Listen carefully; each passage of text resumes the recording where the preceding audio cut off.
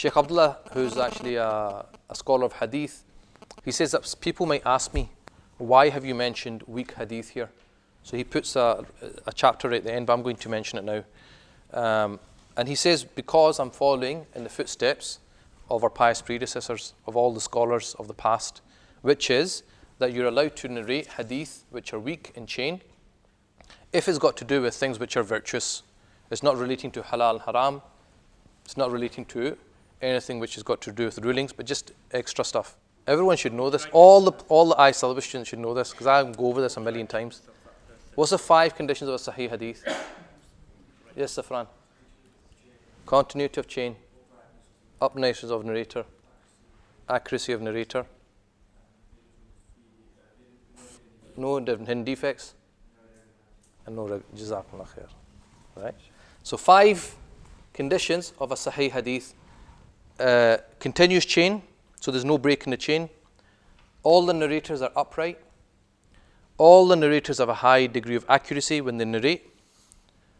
Number 4 is no defects. And number 5, the hadith is not irregular. Any hadith which does not have one of these 5 automatically becomes what? Weak, apart from a Hasan hadith. What's the difference between a Sahih and a Hasan hadith? Only one difference. Huh? Oh. Accuracy of the narrator. So a Hasan hadith is the exact same as a Sahih hadith, except that the accuracy of even one narrator is less. Okay, it's not got the same as a Sahih narration. Anything below that becomes what? Weak. And as we know, weak hadith can be elevated to Hasan if there are multiple weak hadith, and it becomes Hasan li ghayrihi.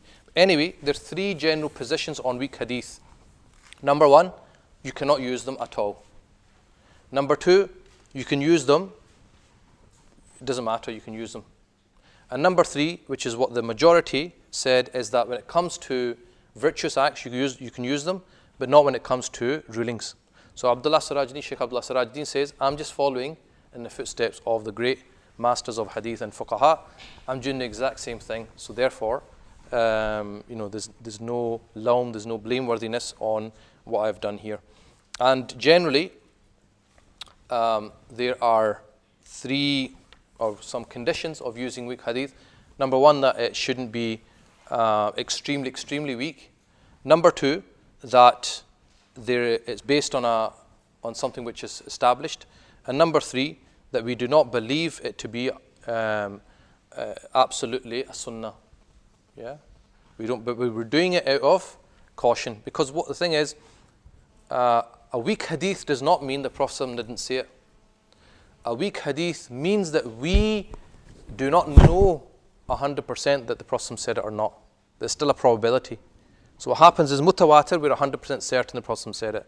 Sahih hadith, we're 99%, or depending on how sahih is, right? Hasan, maybe 80%.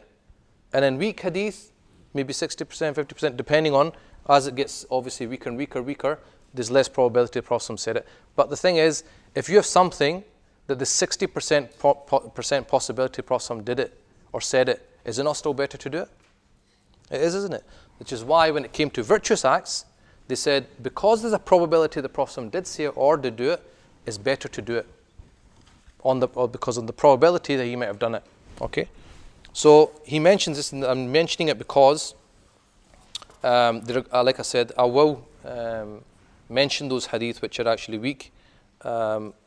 Obviously, if there's something fabricated, then we can't use that. And some scholars are even more lenient. They said even a very weak hadith, you can use it as long as it's not fabricated.